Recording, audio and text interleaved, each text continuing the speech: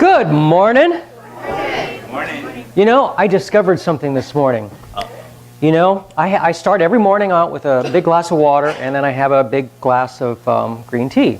Done that for 20 years. And then Jan came in, and she had made herself a cup of coffee. And of course, I took a sip. I mean, you have to do that with coffee. Yeah. You can't do that with tea. What is that all about?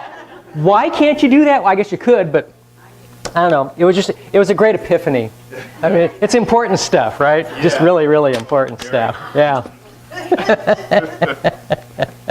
Hey, welcome to the Divine Fellowship. We're the only church in Richland, Washington that starts its services with the Doobie Brothers.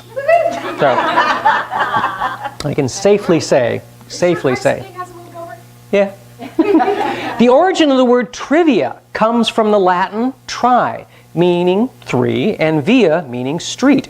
The Latin word trivium means public square, where the ancient Romans would gather to discuss everyday things. Trivia. Interesting. Now you know. And few superstitions have been more widely held than those concerning the sinister nature of the left. At least as early as the Roman Empire, a left-handed person was considered to be a bearer of bad luck. Any act involving the left was regarded with suspicion or dread. This idea even affected common attitudes towards such objects as furniture. For example, a wise person made it a habit to get out of bed on the right side. If he occasionally crawled out on the left side, bad luck would almost certainly follow. A person expected to encounter trouble is seldom in the best of moods. So, irritability came to be associated with getting out of the bed on the left or the wrong side. This notion was so widely accepted that when we encounter an ill-natured person, we still accuse them of having gotten up on the wrong side of the bed. Amazing. Where did that come from? Actually, I had somebody the other day, and one of the words came up that I had just done last Sunday. So, of course, I told him where it came from. Wouldn't have happened if it had been this week, because I wouldn't remember what happened 2 weeks ago. That's just wouldn't have happened. Things that make you go, Wear your learning like your watch in a private pocket, and do not pull it out and strike it merely to show that you have one. There is a road from the eye to the heart that does not go through the intellect. Deliberation is the work of many men, action of only one. Charles de Gaulle. So. All right. Christmas is around the corner. So if you're going to order stuff off of Amazon, make sure you do the Amazon Smile. Yes. Yeah. Amazon Smile for the Divine Fellowship, because we actually get money when you buy stuff there. It's really a cool deal. Or if you've got another charity that you would rather do, but actually, there's no reason not to do it if you're going to order anything from Amazon. So, and United Way, somebody remind me if they are done doing their campaign this year. I'm a little bit late this year and asking if anybody has United Way at work to go ahead and write in the Divine Fellowship, because we do get money from you all through the year. So thank you very much. And what was the first one here?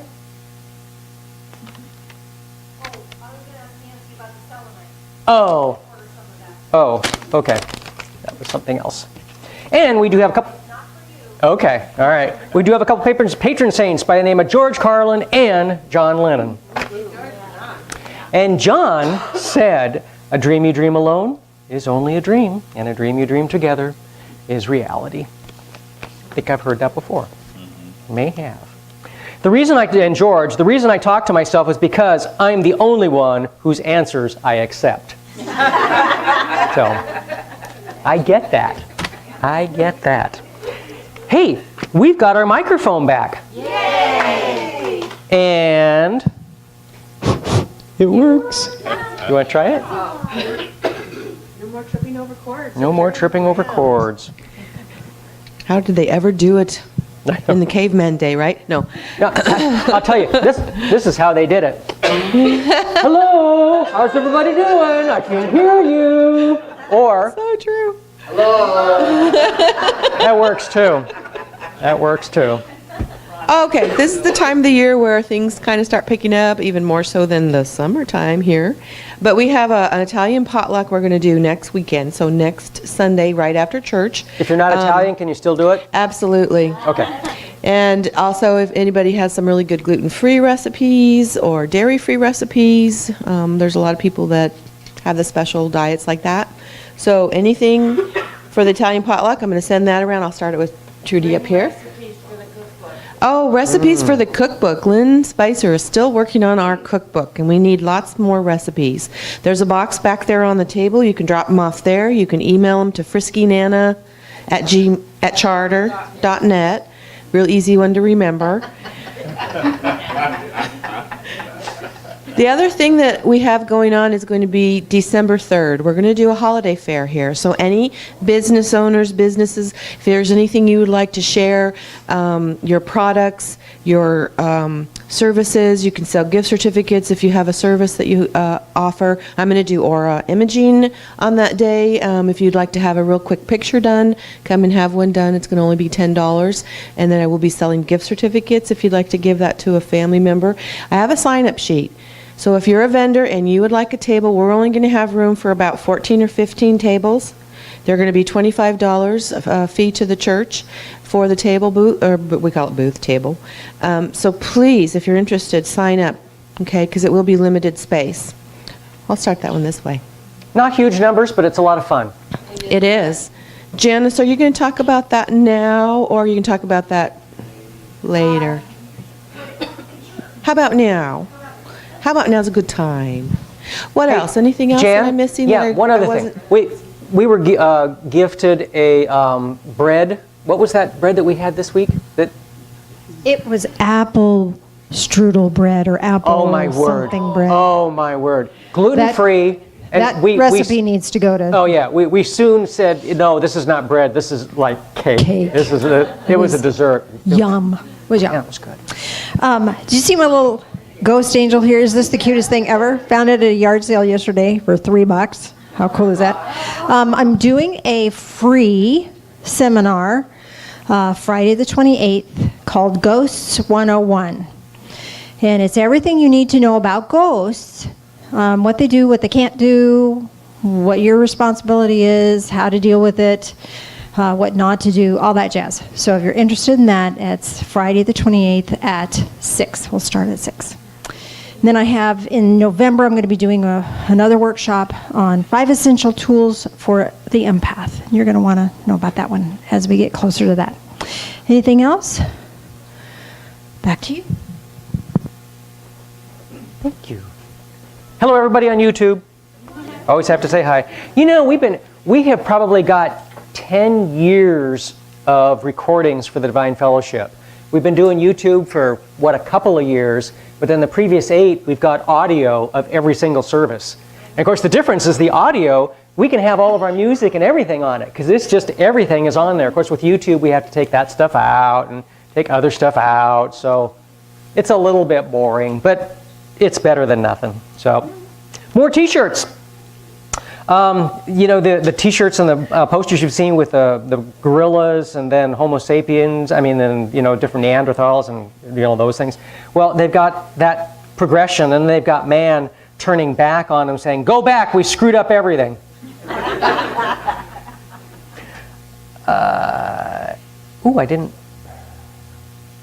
can't do that one either. Apparently, I didn't use enough idiot repellent today. Good t-shirt. Good t-shirt. I'm going to get in trouble for this one. So, be the kind of woman that when your feet hit the floor each morning, the devil says, oh crap, she's up. That's right. That's right. I like that one.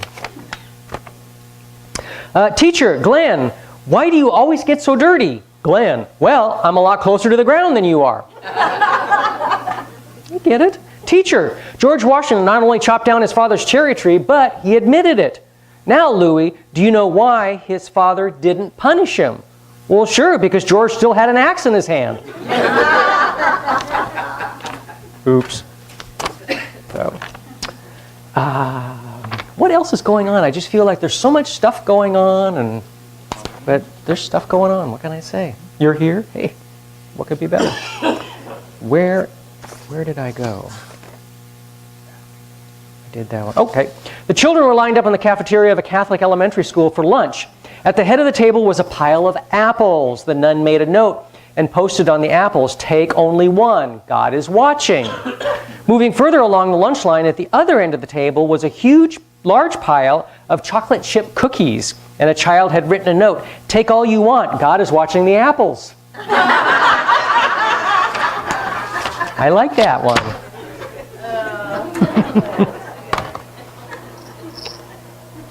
That's my philosophy. Works for me. And, I actually remember the song. Josh Groban, "You Raise Me Up." It's been 4.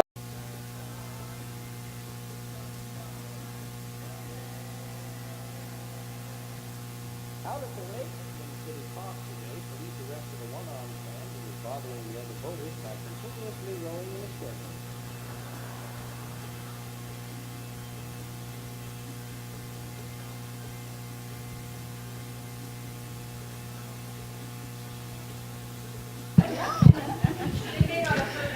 Oh, I know they didn't hear that on YouTube.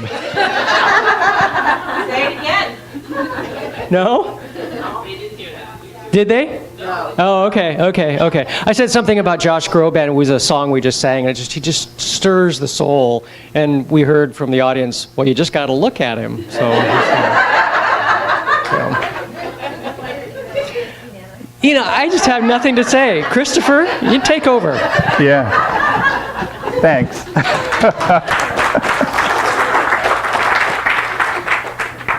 Good morning. Let me get myself together here.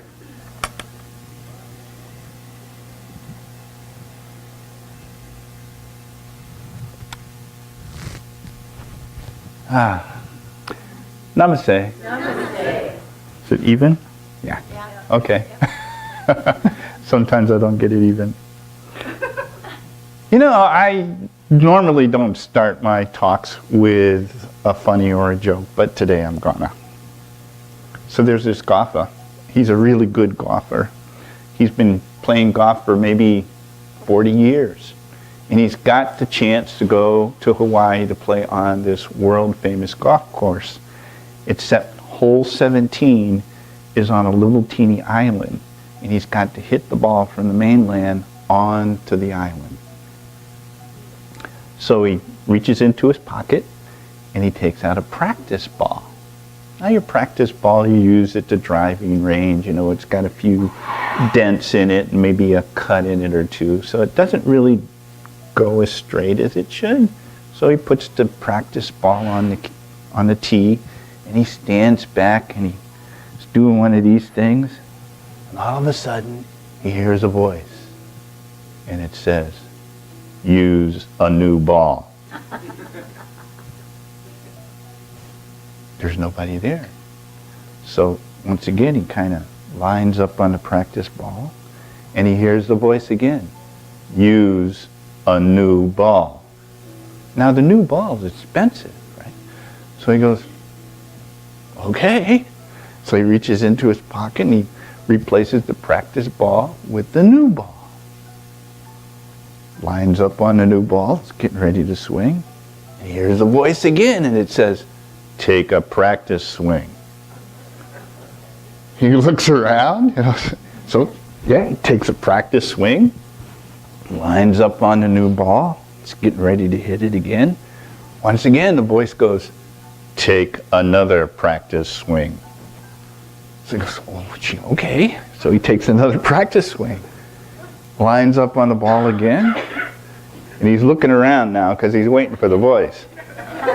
Okay. He's getting ready to swing, and just before he gets ready to swing, the voice comes on again. It says, "Use the practice ball."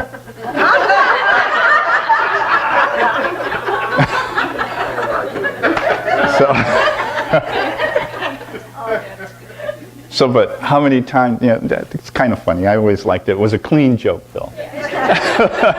Who knew? How many times do we use a practice ball in life? Yeah, really. when we should be giving our best effort, sometimes we go, well, you know, this is new, this is something I'm not too sure, I'm going to use the practice ball. And we use the practice ball when we should be using the new ball. It makes a big difference to do that. Oh, I wanted to tell you something too.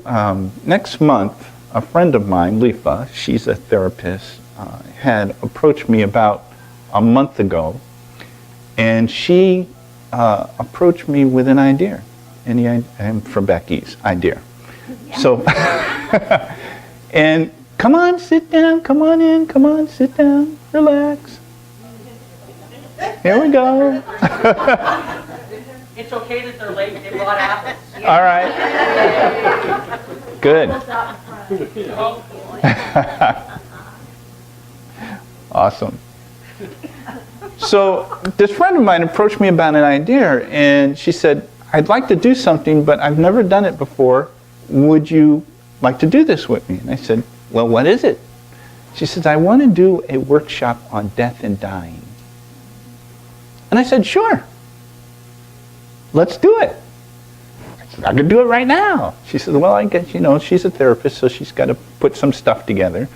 So it will be next month. It'll be here at 1 o'clock. I believe it's the 26th. Is that correct? Yes, Saturday after. Thanksgiving. Mm-hmm. So if you've eaten so much turkey you think you're going to die, you might want to come to this workshop. It's funny because when we talk about death and dying, you know, if I was to say being born is on this end of the spectrum, and we always look at death as being on the other end of the spectrum. And it's kind of interesting how we look at it that way. But if you change your perspective, so if you change your perspective on which side of the bed you're getting out of, so if you're standing at the front of the bed, this is the right side. If you're standing at the back of the bed, that's the right side. So if you change your perspective about birth and death and turn it into a circle, and so the same door that you go through in birth is the same door you go through in death. And you just keep going around and around. So those are some of the things we'll be talking about. So I just give you, that's a teaser. Give you a little teaser about it. I think it's an interesting subject, and I think it's a subject that we tend to ignore until something happens and we're facing death, or a friend is facing death, and all of a sudden it becomes part of what we're dealing with in our reality. Speaking of our reality, it's interesting, our senses, the eyes, one day they got up in the morning, you know, all the senses generally got together and had tea if they're in Phil's house, or coffee if they're talking with Janet. And the eyes looked out and they saw this beautiful, beautiful valley, and they could see all of these wonderful, gorgeous trees and this lake and a little waterfall going into it. And the eyes say to all the other senses, oh, there's this beautiful, beautiful valley. We should go there. And the nose says, well, I don't smell anything. And the ears say, well, I don't hear anything. And the hand says, well, I can't feel anything. And so the senses, they kind of went to the other side of the room. They go, I think the eyes are losing it. And our senses really don't give us the full picture of what reality really is. I always talk about this being an illusion.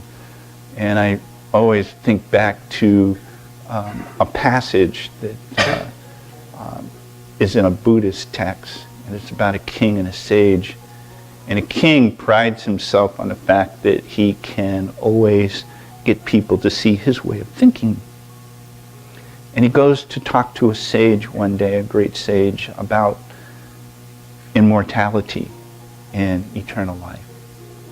And the sage asked him a question once he poses this proposition to the sage, and the sage says, how did you arrive here? By foot? or by courage? And the king replied, by courage. And then the sage says, is the axle the carriage? And the king replies, no. The axle is the axle. It cannot carry me. And then the sage says, are the wheels the carriage? And the king replies, no. The wheels alone cannot carry me. And then the sage asks the king, is the seat the carriage? And the king replies, no. The seat alone could not carry me here. Then the sage says, so then all of these pieces, are they the carriage? And the king ponders, and he's not sure how to answer that. And then the sage says something along this line. The carriage is but a name that represents parts. Therefore, it does not really exist. And the king pondered that for a little bit. There's some truth to that. I tell you this story because when we start to look at things and start to break them down into their components, what things we call, are they really that thing, or are they the total of their components? Makes you wonder, makes you ponder. So there are some things I really wanted to get at as I talk to you this morning, because I have said many times that this earthly plane is very illusionary. We experience this plane through our 5 senses. 6 if we actually have 7. We haven't quite developed them all yet. But that's another talk. So I'm going to stick with the 5 this morning. But that's how we experience our life. That's how we experience what we go through day in and day out. When you get up out of bed in the morning, be it on the right side or on the wrong side, it doesn't matter. It's through your senses, your 5 senses, that you are experiencing life. You're living life here on this planet. If you work at developing yourself and evolving yourself into your higher self, you start to tap into your other senses, and then you start to see past the veil. You start to see past the illusions, if you will, that our 6 senses have put in front of us. We already know that we do not hear all that there is to hear. We have dog whistles that we blow. We can't hear them, but the dog can. We know that we don't see the full spectrum of color. Our eyes aren't able to do that. We don't see everything that is in front of us. And we also know that our eyes tend to take everything and flip it around. So are we walking around upside down? Things that make you go, So there's a lot of things that we take for granted. Okay? We take them for granted. But there are some things that are indisputable laws. If you hold an infant child and go like this, you don't drop the child, but you let the child feel as if they're falling. What does the child do? It goes. That's a law of gravity. It's indisputable. It exists. This gets to the point of really what I want to talk about this morning. I want to talk about the law of rebirth.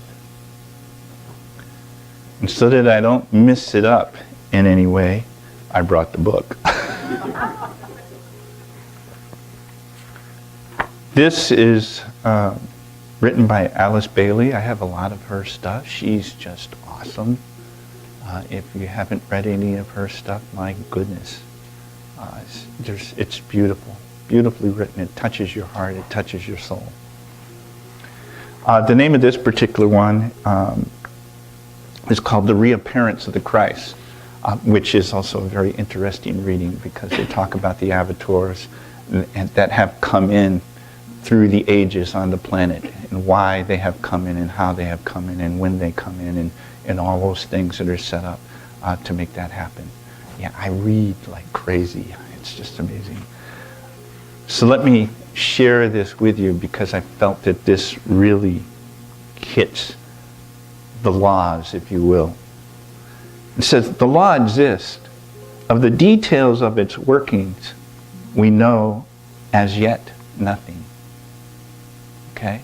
So let me read that sentence one more time before I go into what she talks about here, because it's very telling. It says, the laws exist. The details of its workings we know as yet nothing. In other words, she's saying our five senses can't really pierce the veil enough to really tell you how these laws work, but they do. That's why I gave you the example of the baby. All right, the law is there. So, number one, the law of rebirth is a great natural law upon this planet. Number two, it is a process instituted and carried forward under the law of evolution. So those two laws work in harmony with each other. Okay? So let me read the first one again. The law of rebirth is a great natural law upon this planet. Number two, it is the process instituted and carried forward under the law of evolution. Under the law of evolution as we evolve into the spiritual being, the perfect man, the perfect woman that we truly are. It is closely related to the conditions of the laws of cause and effect. That's number three. Number four, it is a process of progressive development enabling men to move forward from the grossest form of unthinking materialism to the spiritual perfection and the intellect perception, which will enable man to become a member of the kingdom of God. I'll read that again. All right? It is a process of progressive development, enabling man to move forward from the grossest forms of unthinking materialism to the spiritual perfection and the intellect perception, which will enable a man to become a member of the kingdom of God. 5. It accounts for the differences amongst men and the connection with the law of cause and effect, in parentheses, called the law of karma in the East. It accounts for the differences in circumstances and attitudes of life. I'm going to read that one again, because many times I say we are one, and you might be sitting there and say, okay, he's saying we're one, but how come I feel different than this person and different than that person? So let me read this one paragraph again, or this statement. It accounts for the differences amongst men. And when it said men in here, it includes women. Just thought I'd say that. It accounts for the differences amongst men and in connection with the law of cause and effect, in parentheses, called the law of karma in the East. It accounts for the differences in circumstances and attitudes to life. So based on your karma, based on your causes and effects, dictate your conditions and your attitude towards life. Okay? That was 5. This is 6. It's funny, you know, before I read this, I should give you a little explanation why I'm even reading this morning. I was reading this last week. I had actually gone hunting. I got a turkey, by the way.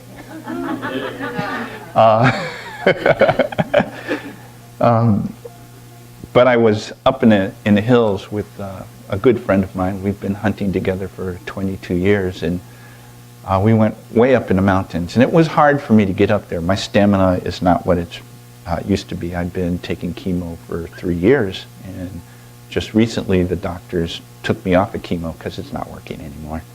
But I'm still trying to get my stamina back up. So I could, and it was a pretty steep climb. And it makes Badger Mountain look small. So I would go maybe about 10 feet and I'd have to stop because I was breathing really hard and my heart was pumping really, really fast. And I would stop, and we had to leave. We got up at like 4:30 in the morning to get to where we wanted to get to so we could be set up and ready to go by about 6:30. So I'm going, I know I can do this, but it was really a chore to do it. I made it, but it took me twice as long as it might have normally had taken me to do that. Why did I tell you that? Because while I was up there, I loved being out in God's country, because that's what I call it. I like to be still. I like to be quiet. When Stan and I hunt, we've been hunting together so long with each other that we respect that in each other. He likes to be still. He likes to be quiet. So we can become really, truly one with everything that's surrounding us. And it was beautiful. It was beautiful being up there. And I had this book with me. And I had read this particular piece, and it would not leave me alone. And I knew that when I came here this Sunday, I had to share this because it wouldn't leave me alone. So that's why I'm sharing that this morning. So now you have the backstory. Number 6. It is the expression of the will aspect of the soul. It is not the results of any formed decision. It is the soul in all forms which reincarnates, choosing and building suitable physical, emotional, and mental vehicles through which to learn the next needed lesson. I'm going to read that one again because there's a lot there. Okay, there's a lot there. So I'm going to go back to 5 and then I'll read 6. So 5 was, it accounts for the differences amongst men in the connection with the law of cause and effect, also called the law of karma in the East. It accounts for the differences in circumstances and attitudes of life. Now 6. It is the expression of the will aspect of the soul and is not the result of any form's decision. It is the soul in all forms which reincarnates, choosing and building suitable physical, emotional, and mental vehicles through which to learn the next needed lesson. So your over-self, your soul, your spirit, what term you use for it, because there's a lot of different terms that sometimes we pick up. And so whatever your term is for that, your true self, that's the decision maker. That's what's choosing based on your cause and effect, the law of rebirth, choosing what kinds of vehicles it's going to dump you in for your next lesson. All right? That's what it's saying here. It's all based on these laws. Number 7, the law of rebirth. As far as humanity is concerned, comes into activity upon the soul plane, incarnation is motivated and directed from the soul level upon the mental plane. So your oversoul, your spirit, however you want to term that, is directing its will down through to the mental plane. And one day I'll probably maybe with Janet we'll get together and do something, talk about the different planes. Because I think that would be an interesting workshop to do. You up for that, Janet? Okay. And I haven't done workshops here for a while, so it's time for me to get back on that horse. Okay. That was number 7. Number 8. Souls incarnate in groups.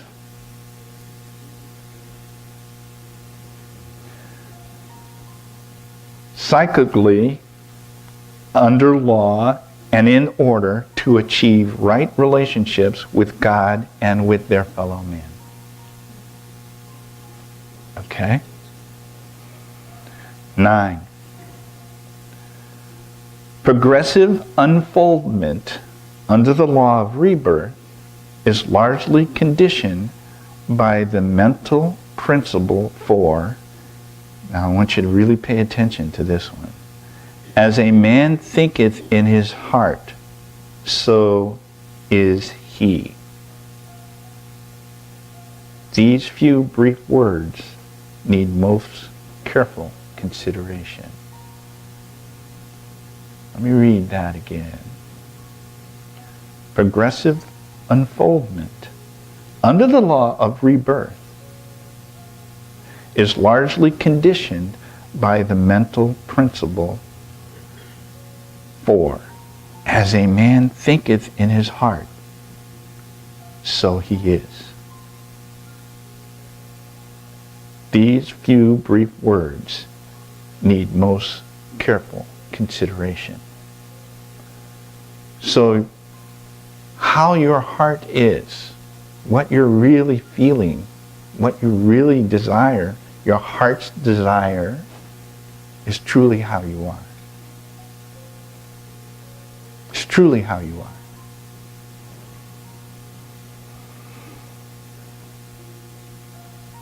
At that point of his development, the man begins to tread the path of return and orients himself gladly after many lives to the kingdom of God.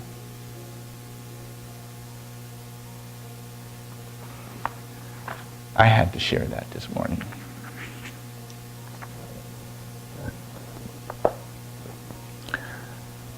So this is a very forward-thinking church, and the members that come here get it. I really, sometimes I feel I come here and I'm really talking to the choir, even though we don't have a choir. I guess you're it. We sing, don't we? Okay, so you already know. And we know about karma. We know about the law of cause and effect. We already know all of those things. But it's nice to come across it described in such a clear, transparent manner so that it's very, very clear. No questions. No questions about what's going on. There should be no questions about what our lives are about, what we're trying to do. There should be no question of where you are spiritually if you just look in your own heart. You know where you are. You know where your heart is. You know what happens if you come into a circumstance where you can help or keep going. Your heart will dictate that. Your heart will dictate that. The Buddha, when I think he was 39 when he finally went out into the world. He had been pampered. Was given joy every day of his life. He never knew sorrow, never knew anything that was negative. And then he went outside the temple walls, and for the first time in his life, he saw pain. He saw sorrow. He saw a corpse. Okay, saw a dead person and had to turn away from it. And he had its great aha happen. He had an epiphany. It was almost like when Paul was struck down, because Paul was on his way to kill some Christians. Okay, it was kind of an epiphany like that, but it was really, really heavy. And then he dedicated himself to ending suffering. But when Christ came, it was a little different, because we see the Christ on the cross we see the corpse, we don't turn away from it. It's a whole different feeling. It's a whole different concept. It's a whole different energy. Both were avatars, both were masters, both were exalted beings.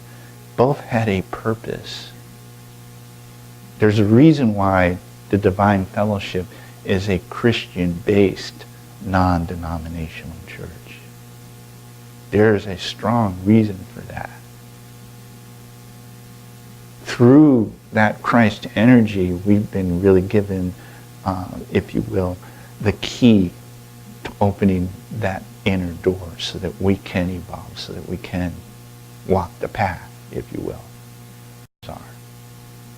One should never, ever, ever be afraid to stand at the threshold of the door that's called death. Because as I said before, I think the door, there's only one door, be it birth or death.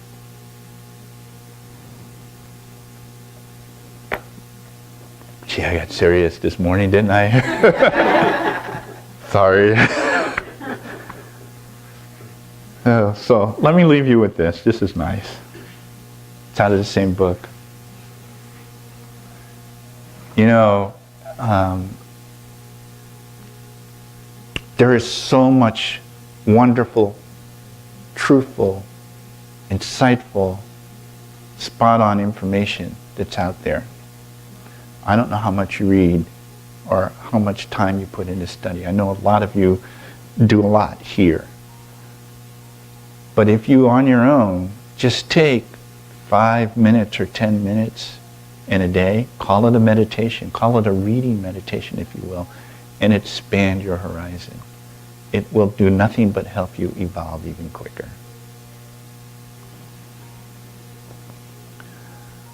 The Son of Men are one, and I am one with them. I seek to love, not hate. I seek to serve, and not exact due service. I seek to heal, not hurt. Let pain being due reward for light and love.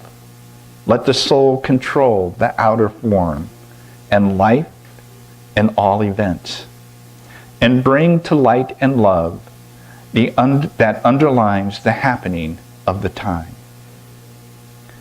Let vision come and insight. Let the future stand revealed. Let inner union demonstrate the outer cleavage that be gone. Let love prevail. Let all men love. Namaste.